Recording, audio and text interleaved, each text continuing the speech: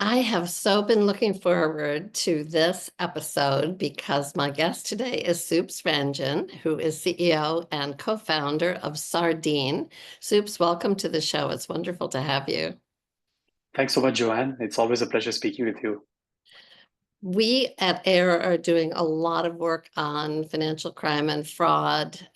The problems seem to be skyrocketing in every direction. We have several projects underway that I'll put information on in the show notes. But you are one of the most expert people that I've ever encountered in really thinking about what's going on and what is changing, where are the risks increasing, and what should we be doing about it? How should we be thinking about it? So I'm just absolutely thrilled to have you in one of our first episodes for the new year this year on a topic I know that we're going to come back to. To get started, tell us about yourself and about Sardine. Yeah, absolutely. I'm Soups. I'm co-founder CEO of Sardine. We started the business about 5 years ago. We say that we are a behavior-based risk platform for solving all risk associated with money movement. So it could be fraud risk, compliance risk, and most recently we also launched credit risk. We have about 250 plus customers worldwide. They predominantly fall in two buckets. One is financial services, so it includes banks, large payment processors, fintechs, neobanks worldwide. And then the second bucket is online marketplaces, which includes several two-sided or three-sided marketplaces, as well as crypto exchanges, gift card exchanges, etc. And my background before starting Sardine, I used to head risk for companies like Coinbase and Revolut. I'm a machine learning engineer by training, and I have a PhD in EE and an undergraduate degree in computer science. And throughout my life, after PhD, I have essentially spent my career essentially fighting different kinds of cyber threats. So, first 5 years was cybersecurity threats, so working for and helping telcos. Next 10 years was really just helping ad tech firms with click fraud and detecting bots. And then the last 10 plus years have been all around payment fraud. And when did you found Sardine? Yeah, we started Sardine 5 years ago, so 2020, just before COVID hit. Oh, okay, great. I remember knowing your name long before I met you, which has been a while now, but you've been such a leader in this space. And so anyway, I'm really excited to have you on the show today. So we first got the idea of doing this because your colleague, Simon, was telling me about a presentation that you've put together on types of fraud. And I think there's a lot of challenge for many people in we kind of use big catch-all phrases like fraud and scams, and there's a lot of different things under that roof. So we're going to take a little time at the start and invite you to give us the highlights of how we should be thinking about types of fraud, and then we're going to go into what some of the big trends are. That sounds like a plan. Perfect. So bear with me one moment. Let me just get the deck ready. And you've agreed to let us put your deck into the show notes, which I know people will be fascinated by. Absolutely. Yeah.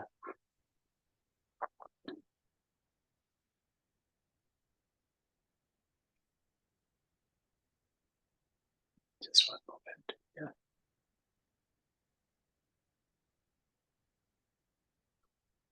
Cool. Do you see my screen? I do indeed. Awesome. Yeah. So I thought I would spend like maybe 5 to 10 minutes talking through some of the emerging fraud and scam typologies we've been seeing. So yeah. So one of the fun things about running Sardine is that customers as well as prospects, they always tell me their fraud stories. So over time, I have essentially become a sort of a custodian of a variety of fraud attacks that people have gone through.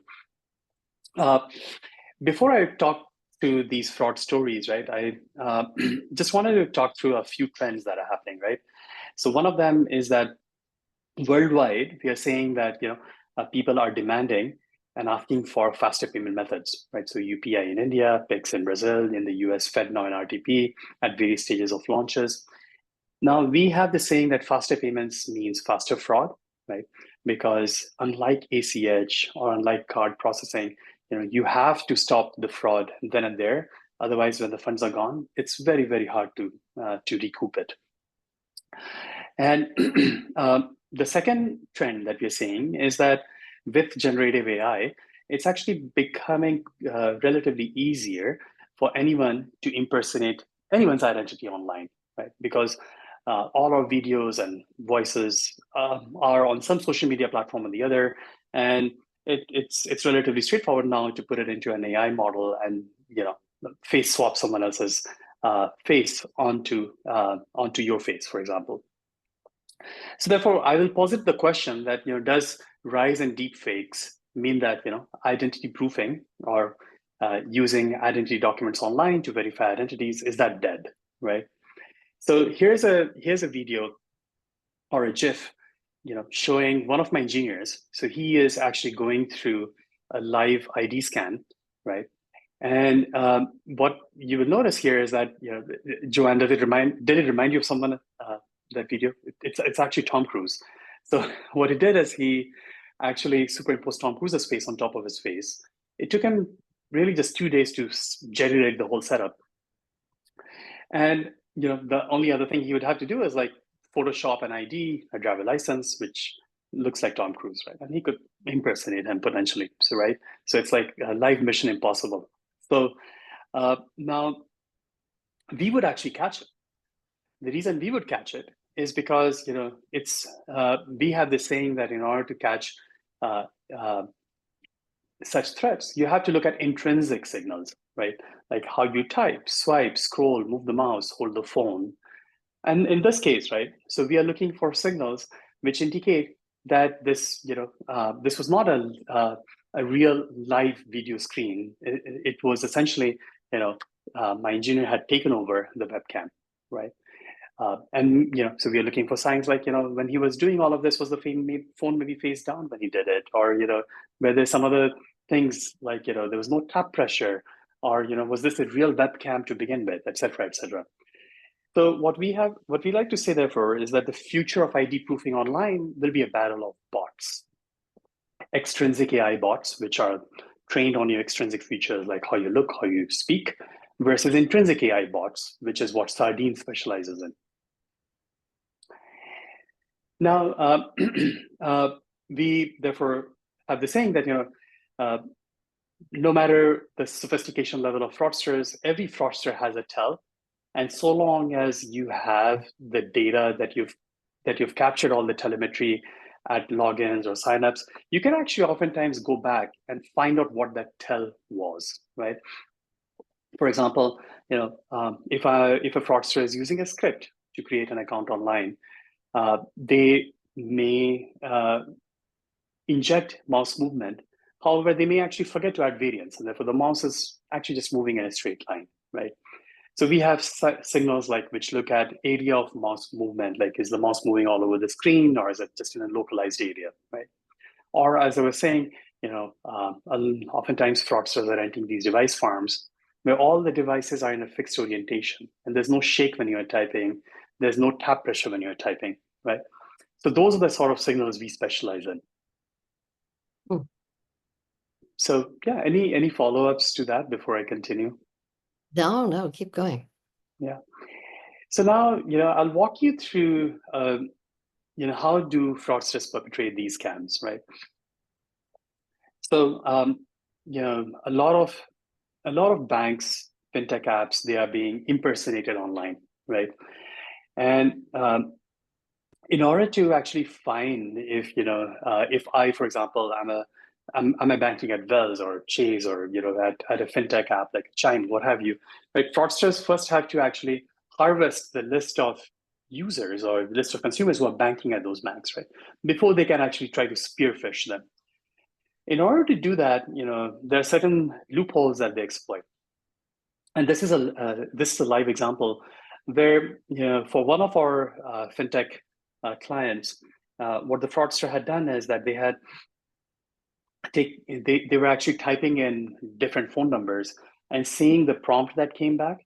If the prompt that came back identified the customer as, hey, go ahead and enter your password, or identified them with a prompt saying, hey, hello, Soups, welcome back, then it meant that this customer does have an account with that phone number, right? So that's what we caught here, and we alerted the fintech to it.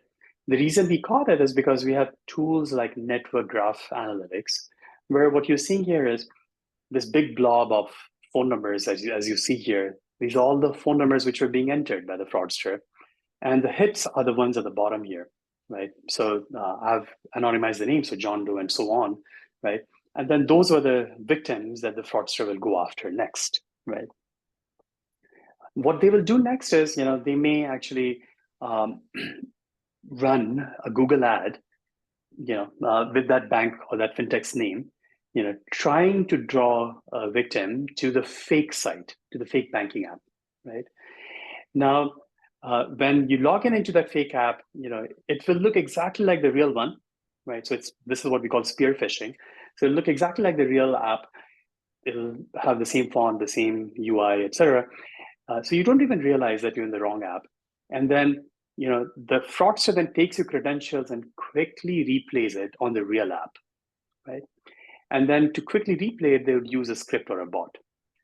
Now, where does Sardine come in here is that if the real app, which is the fintech or the bank, was using Sardine, we would alert the banking app that, hey, this is a script or a bot which is actually logging in. As you can see here in this GIF, it is showing somebody is logging in, but the mouse is moving in a straight line, right? The next thing that they might also do is they might actually just advertise a fake bank support phone number, right? They don't even need to recreate a lookalike site, just advertise a fake phone call, a phone number. And if you have an issue with that banking app, you call up the phone number, and now the fraudster essentially, these are folks actually, unfortunately, these are like folks sitting in faraway countries, India, etc. They are the fraudsters are then going to convince you to install tools like TeamViewer or AnyDesk or Citrix. These are tools which allow the fraudster to take over your screen and to essentially, in the guise of helping you with your issue with the banking app, they're actually taking over your screen. They can actually literally blank out the screen when you're not paying attention, and then they can move money out of your account, right? Any follow-ups to this? Are they normally wiping out your account, or do they take money out of it over time, or does it depend on the situation? It depends on the situation. So oftentimes they might they know your password, right? And then when they have TeamViewer installed on your computer, and you have given the fraudster permission to remotely control it via TeamViewer, they can do it whenever they want. Right? Mm-hmm. So that's the scary part. So my general advice to anyone is to never ever install any of these tools. Like these are like some of the most sophisticated tools out there that you should never have on your computers or on your phones.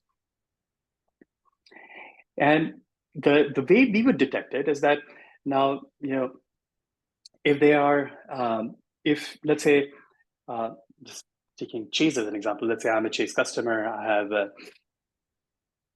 have a Chase account, and then, if, it's my credentials, I'm logging in, and it's from my computer, it's from my device ID, my IP address. So Chase will think everything is kosher.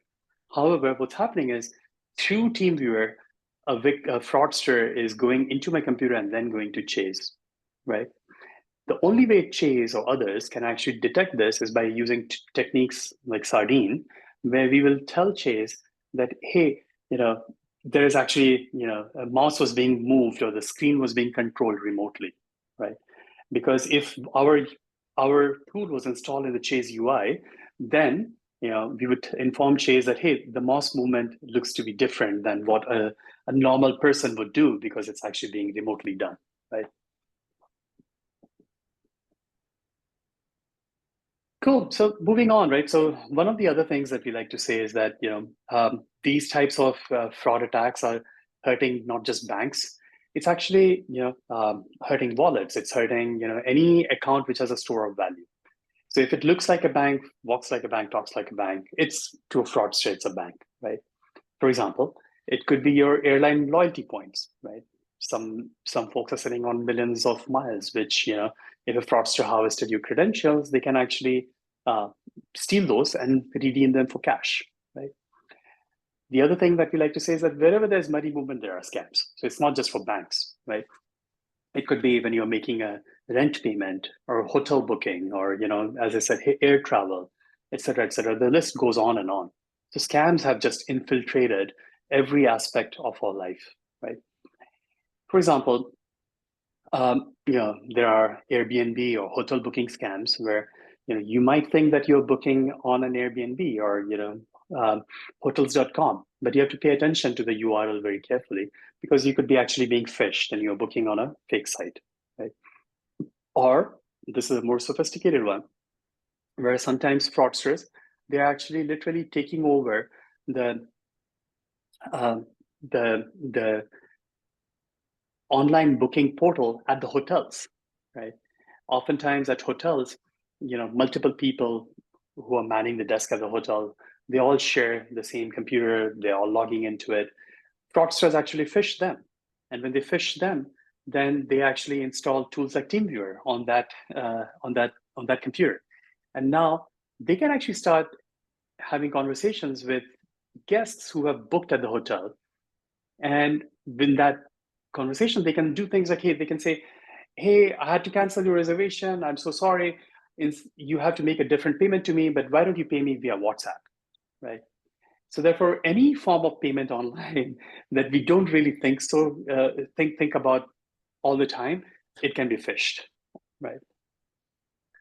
It could be things like when you're making an airline ticket purchase online, you have to pay. You have to be very careful that you're making a purchase at a valid site, because what we've heard about cases is that you may actually go make a purchase on what looks like a legitimate site. You actually do get a ticket, right? However, what will happen is that they have added a fake fuel surcharge, because what the fraudster does is they take your card, they actually take the credentials, and then they go and buy the real ticket and they deliver the ticket to you.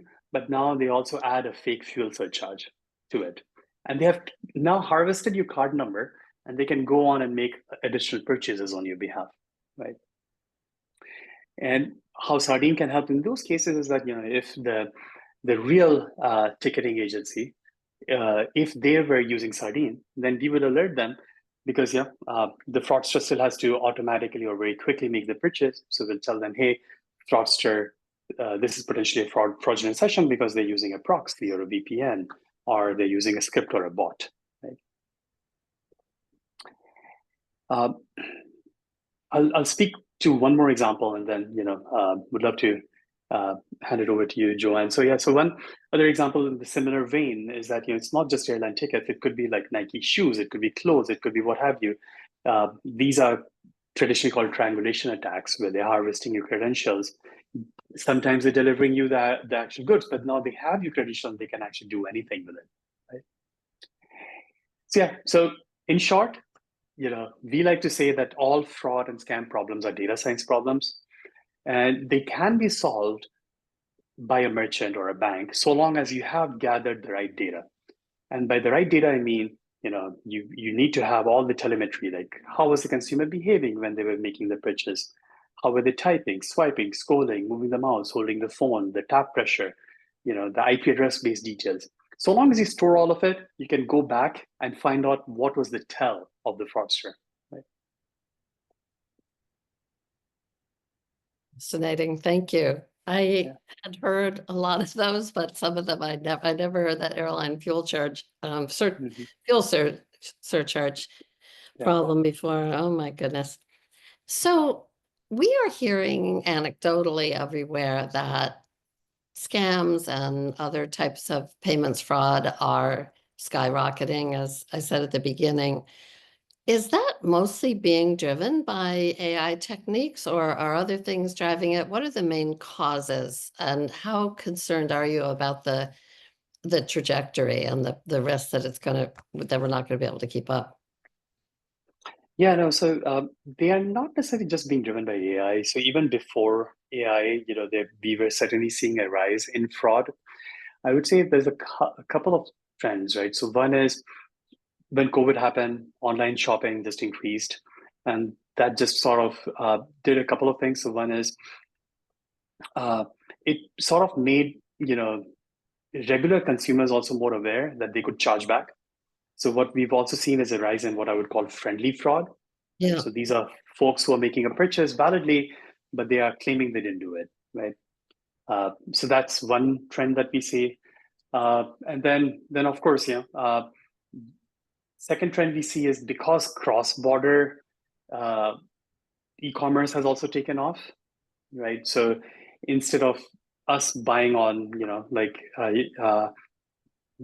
shops or websites that are affiliated with our geo, nowadays people are using cross-border e-commerce stores like Shine, Temu, etc. And therefore, the options available to consumers has become much wider, and therefore, like it's harder for a regular consumer to know what to trust. So that what we're really talking about is trust of which merchants should I really trust, right? And that's what fraudsters are taking advantage of, right? Because they could set up like a lookalike site, or they could set up a new site which looks like legit, but it is not, right? Yeah. Yeah. You touched in your presentation on the increasing inadequacy of our traditional know your customer checks and even the liveness types of checks.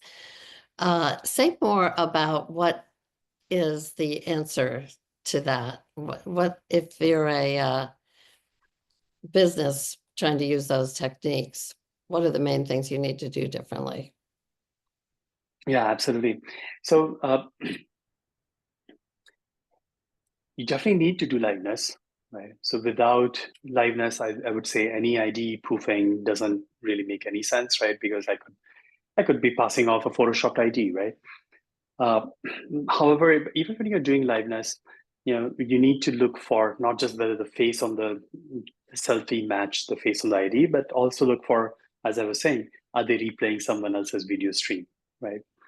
And that is the nuance which I think a lot of buyers are probably not yet asking for, right?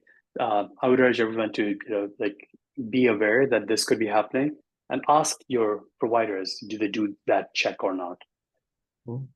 Okay.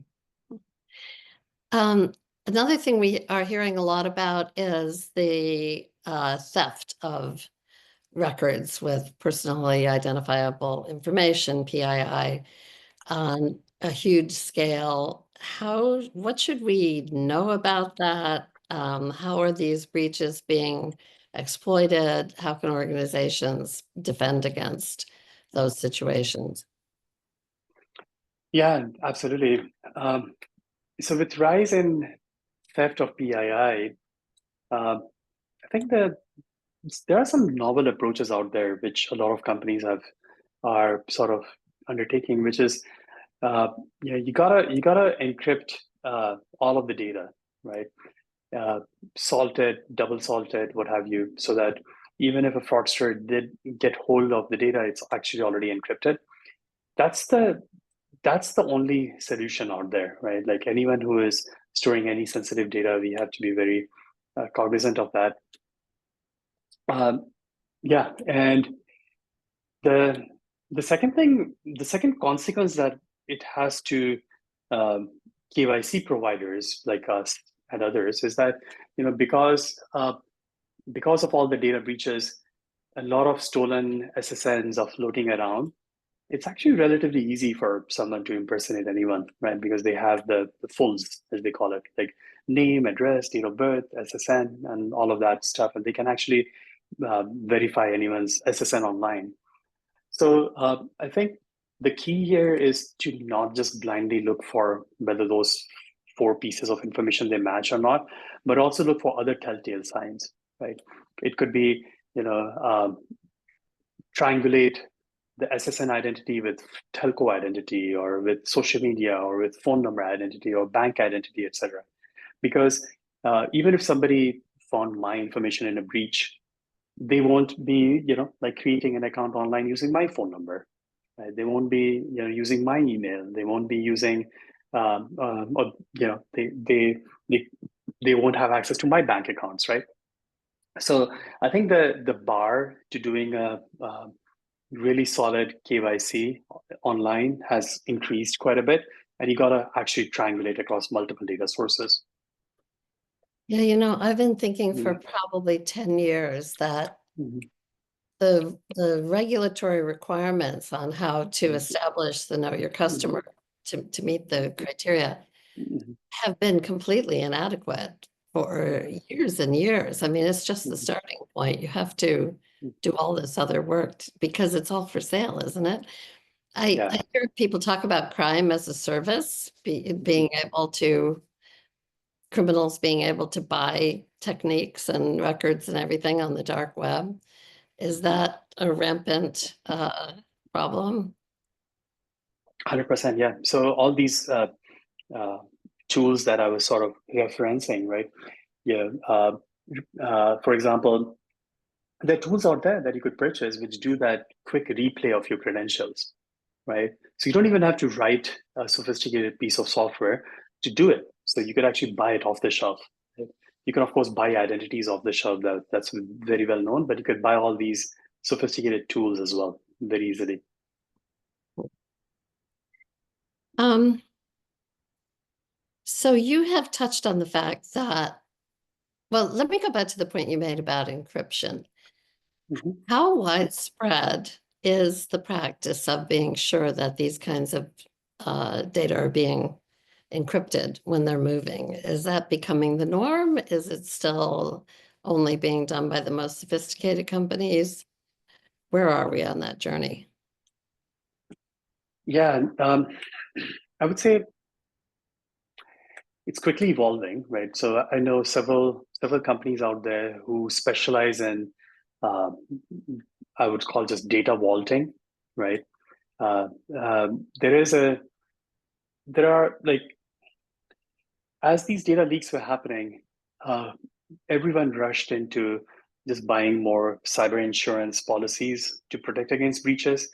However, that doesn't really help you. That's really gonna protect you in the case there's a breach. Then there were a crop of companies which got started, which basically came in and said that, hey, no matter what PII data you have, it's not just we shouldn't really think of card numbers being PII. We should think of account numbers for ACH. We should think of SSNs, or we should think of phone numbers.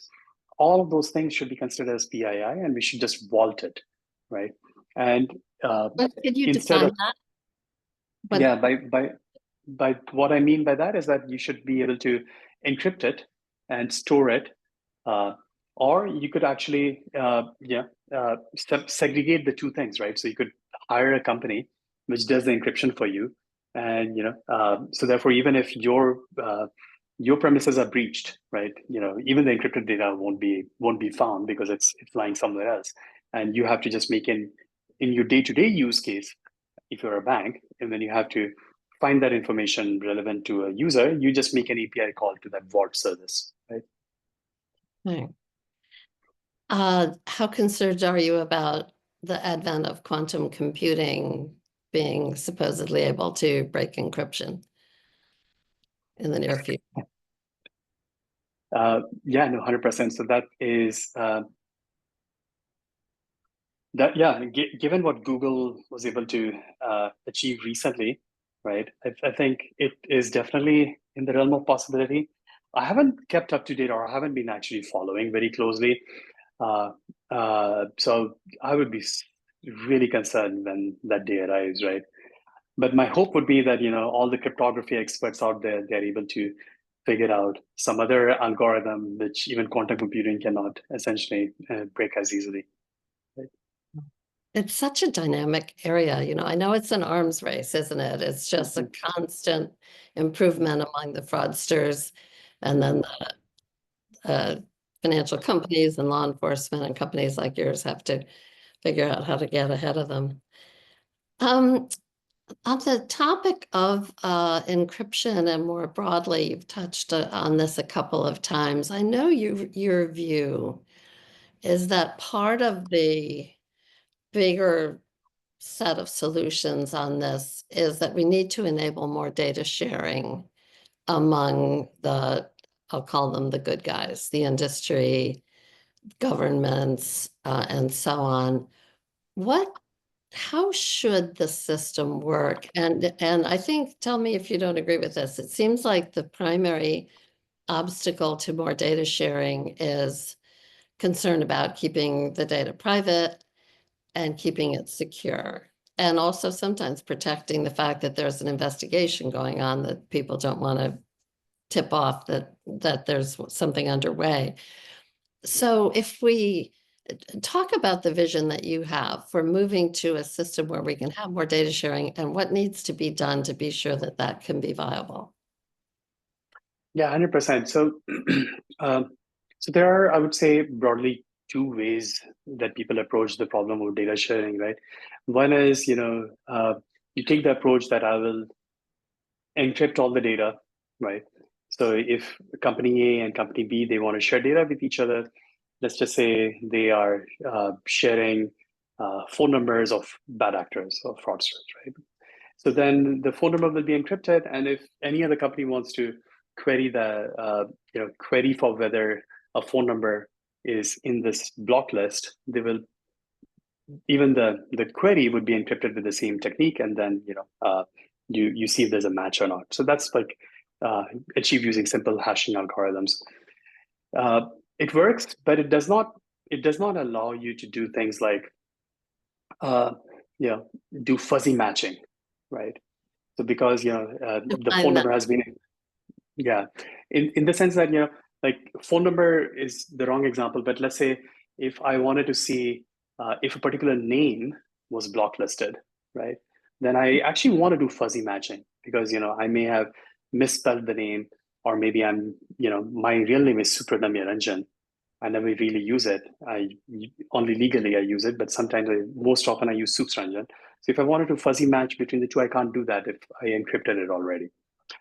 So therefore, so what I'm getting to is that there's a trade-off between accuracy and the desire to make all data be private, and we think that uh, there is an optimal path there. I'll get to that in a second. However, the approach that we have taken at Sonar is that we first want to build the actual use case of data sharing. So, what we've done is, so we're working with banks and fintechs, crypto exchanges, et cetera, to enable this data sharing. At the beginning, we're doing it in the clear text, right? Because we can enable things like fuzzy matching. And after we have proven the use cases that, yes, these are the use cases we want to support, then we can go back and identify what are the right, algorithms out there that can be used to even maybe do this in a more privacy preserving manner. But at the moment, we took the other approach. Let's actually first identify the use cases. And then to do that, you have to do it in the clear text, right? Is there a need for standard setting and best practice sharing? I guess one thing that always worries me in this space, I mean, we have organizations like FATF and, the big payments networks, and there are plenty of people working on all of these challenges, but I wonder whether it's hard to figure out how to scale up solutions as rapidly as possible. What thoughts do you have on that? You have a very valid point. I think that uh, our our thought process here is that this data sharing has to be done uh, at a nationwide level and even across nations, right? So, in fact, the approach that Ravi Loganathan, who runs our consortium, we call it Sonar, he often says that we are building Sonar as a national scale utility, right? Uh, where we want everyone to use it. We can we have actually created a different company or an entity for it, Sonar, where Sardine is a participant in it. And in order to scale it, you have to essentially do it at that nationwide level. What we would love to see is, if the regulatory bodies in the US, right? I don't know which ones, right? Like combination of FinCEN, OCC, etc.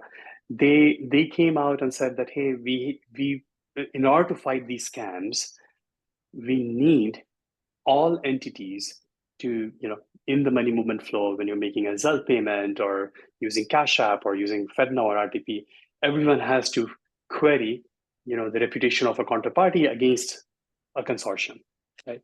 That is what we need someone to come out and say, right? Because only then would people say that, yes, this is important enough. But otherwise, what ends up happening is that all banks, all fintechs, they think their data is better than everyone else.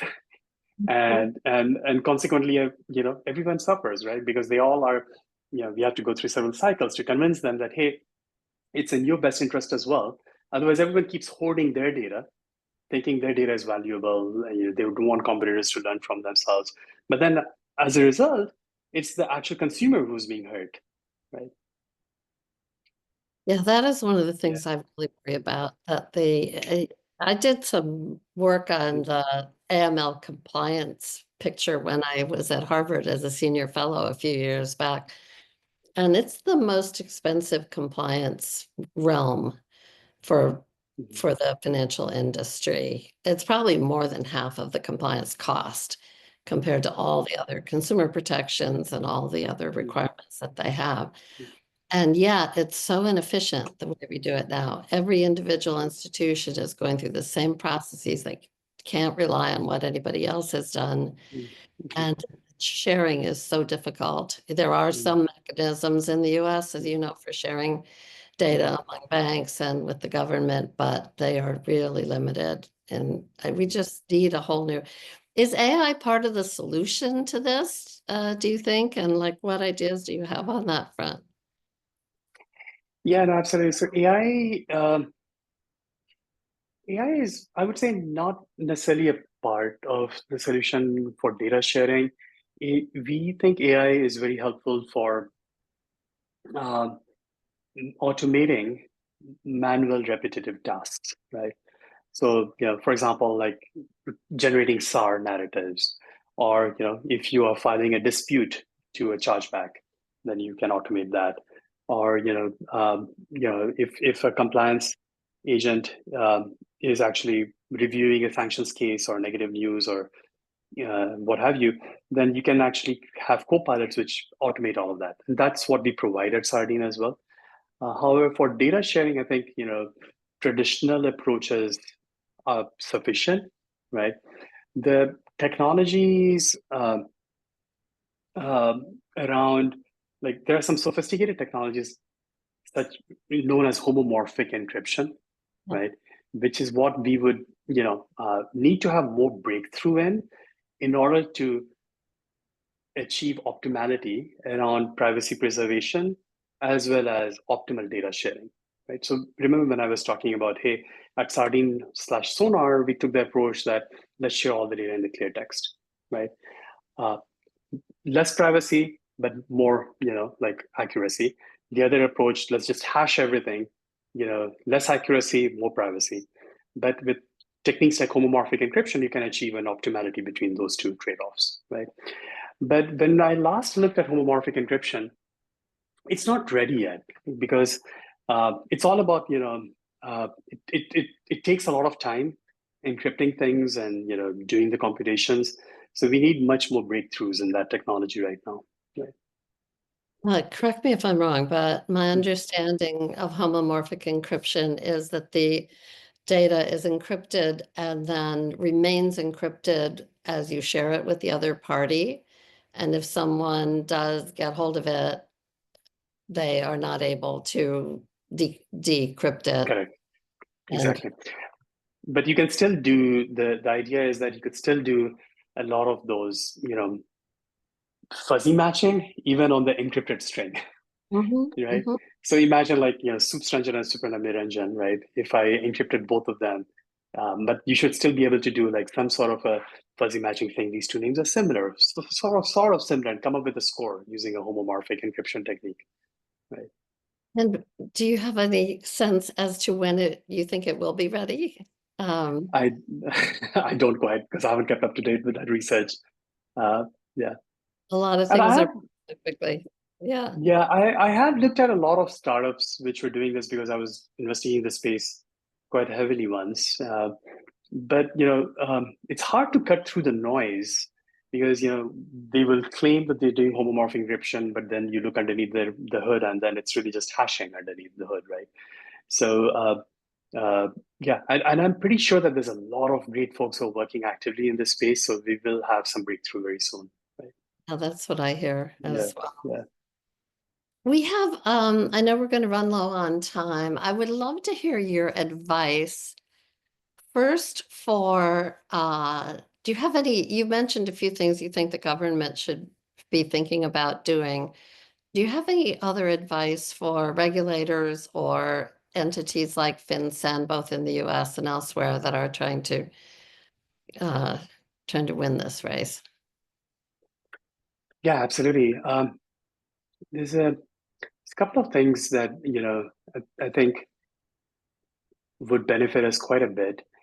Um, so, for example, with all the SAR data that FinCEN has, right?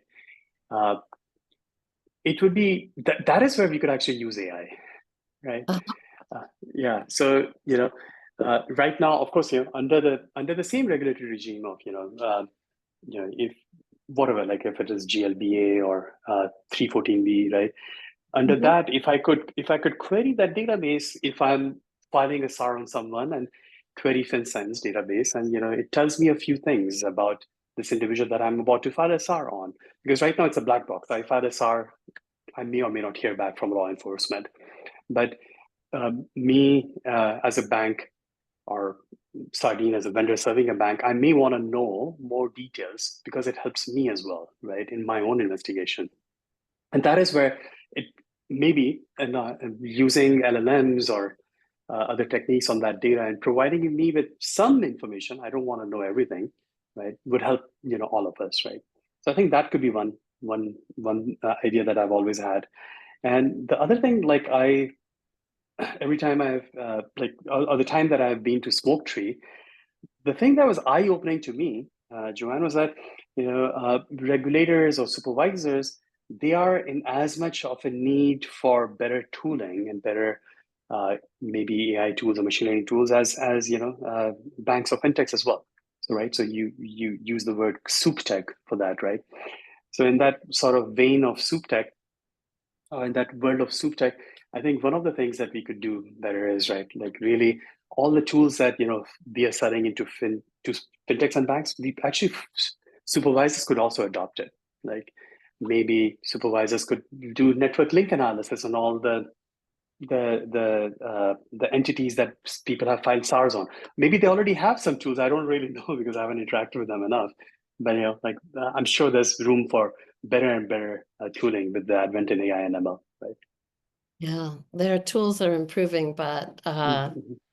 amen to that. That's my favorite subject, helping the regulators get better technology themselves, and FinCEN too. And there are a lot of people working on these things, obviously, but there's so much more that can be done. Um, okay, so that was advice for the government. Do you have advice for companies, banks, and financial companies that are in the space defending against frauds and scams that we haven't Yeah, already? yeah. I think the just sort of paraphrasing what I've said throughout the show is that you know uh, it's important to actually capture the data ahead of time because every fraudster has a tell, right? So even if you don't necessarily make use of that data right away, the most important thing in fraud prevention is to have the data at hand. So therefore, invest in better tooling technology, etc. Use Sardine, use any other tool like Sardine, but you gather the data, have it in place so that you can actually detect it later. The second thing I would say is that uh, when it comes to fraud, I would say like people have invested a lot, but scams still very quickly evolving, and that's where I would love for banks to be more proactive, not just at sort of reimbursing victims post hoc after a scam happens, but how can you actually prevent the scam from happening, right? So more proactive approaches, right? That'll help the consumers everywhere. Yeah, we've been looking a lot and may do some work on Mhm. the print scam problem. And I know we hear from banks how frustrated they are because sometimes they are flagging something and saying to their customer, we're concerned that this is not a legitimate thing. And but if the Yeah, customer decides to do it, it's not within the bank's control to block it. yeah. That's a really tough situation. But maybe Mhm. getting better at how to catch and communicate and Mhm. inform people. I know, and actually, that's a very valid point, right? And um, for example, like for all of us who have elderly parents, right? Like if my family was being scammed, I would want to know. So Yeah. maybe one approach that banks could take is that if my dad is showing up and withdrawing like loads and loads of cash at ATMs because he thinks he's helping IRS or whoever, Yeah. inform me. That's the most basic thing they could do, right? And then I can go and talk to him, right? Yeah, I think there's a lot of work to be done in that Mhm, area. AARP in the US does a mhm, lot of work on, they like to emphasize that these are not just mhm, attacks on seniors, they're attacking everyone, but there's a lot of targeting of senior citizens for these kinds of scam attacks of all mhm, stripes. And yeah, should we be doing more to encourage families to set up those kinds of controls at some point, as especially as more of our population is aging? Yeah. mhm. Okay, last Absolutely. question, other than if you want to add anything else, what is your advice to the consumer? Uh, Most important advice on how to protect ourselves. Oh yeah, be paranoid, right? Yeah. Don't if someone calls you up trying to sell you something that sounds too good to be true, it's probably not good, right? And if you feel like you're being rushed into something, don't fall for it, right? Um, and of course, like the other thing being, use stronger passwords, use a password manager, use second factor, SMS. But if you can adopt like authenticator apps, etc., that's even better than SMS. Yeah, so those are the pieces of advice I have. Am I right that once people have been scammed, that the criminals start selling their name and contact information to each other so they're more likely to have more people try? I've heard That that. is, yeah, I have not heard about it directly, but that does sound like in the realm of possible things. Yes, definitely. Anecdotally, Yeah, yeah. I have seen that happen to people around me. I was in an Uber not Mhm, long ago, mhm, talking about some of the work that we at Aero are doing. And when I got off the phone, the driver told me about having been mhm, repeatedly victimized by mhm, scams. And it was really inspiring. He said, you know, mhm, keep up your work. mhm, I hope you have success because he had mhm. really, really had his life harmed. Uh, Oh my God. Yeah. There are Terrible. a lot of there are a lot of scams targeting Uber drivers as well. Yeah. Are there? Because Yeah. yep. I actually had a slide on it. So it's basically like, they would you pretend to be a rider, you basically call an Uber, but then you cancel and then you find the phone number of the driver, right? Yeah. And and then that's how you then start contacting the driver, and then you pretend to be Uber contacting the driver, and then Oh, you pretend that you have to actually the driver has to give money back or whatever, and then that's how you actually scam them. Uh, yeah, it's pretty rough for them as well. Yeah. do you, one more question, even though I said that was the Mhm. last one. Do Mhm. we have a good handle on the profile of the criminals we're talking about here? I know many of them are international. I know Mhm. many of them are running call centers now. They've got bots, obviously. Is there anything that people should understand about who the attackers are I understand sometimes trafficked people are being forced to operate in the call centers. What's the portrait of the attackers that we know? Yeah. Everything that you mentioned, right? Like, so a lot of these scams, they started being perpetrated by uh, call center folks who worked at call centers, like at BPOs. In the off hours, they would scam people. Then, of course, we've also uh, all read about all the pig butchering attacks that are happening, right? Where folks in Southeast Asia are being coerced into doing these pig butchering scams, right? And these are essentially these are trafficked people, as you mentioned. Uh, and of course, like every every geography has its own sort of special typology, right? Like you go to Brazil, and now even London, right? So there's a gang of folks who are stealing phones, right? Mm, And in Brazil, I've heard cases where they would actually, as soon as Pix was launched, they would actually uh, like steal your phone and put a gun on your head and ask you to move money out of your phone, right? So mm, what we hear people are doing in Brazil now is they carry two phones. They have two phones, so they leave the real phone with financial apps at home, and then they walk outside when they go out with another dumb phone essentially. mm, Uh, and the same thing is not happening in London. In fact, my phone got stolen in London. Uh, mm, like I was just walking around with my outdoors, and I actually was on a call with my co-founder. I had my phone, in front of me because I was looking at Google Maps, and somebody just came and then they swiped my phone off my hands, right? Uh, mm. and then, luckily, in my case, I had my laptop, so I quickly changed all my passwords. I locked my phone and all of that. But when I did the research, I found that in London also there's a criminal gang which just steals these phones and they just resell them, right? So yeah, so every geo has its own local thing going on, but yeah, there's scams have just skyrocketed everywhere in the world. Soups, is there anything that we haven't talked about that you want to add? Uh, no, I think we covered pretty much everything.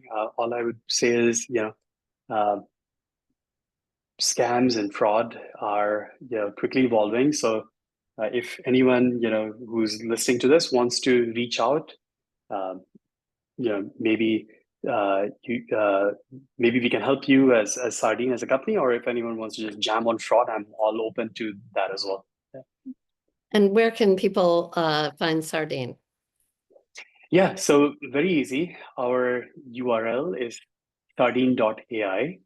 And you can also find me on, I'm constantly tweeting as well as posting on LinkedIn. So if you just search my name on those sources, you can connect with me there. And my email is also very easy, soups@sardine.ai. Great, great. I invited you to speak at an event I hosted at Harvard years ago, and you didn't come. And I was so disappointed. I didn't know you, I just knew your name. And I'm so glad that today we've been able to share your insights with this audience. It's just fantastic. So, Soups Ranjan, thank you so much for being our guest today. It's been fascinating. Thanks so much, Joanne. I really enjoyed the conversation. Thank you.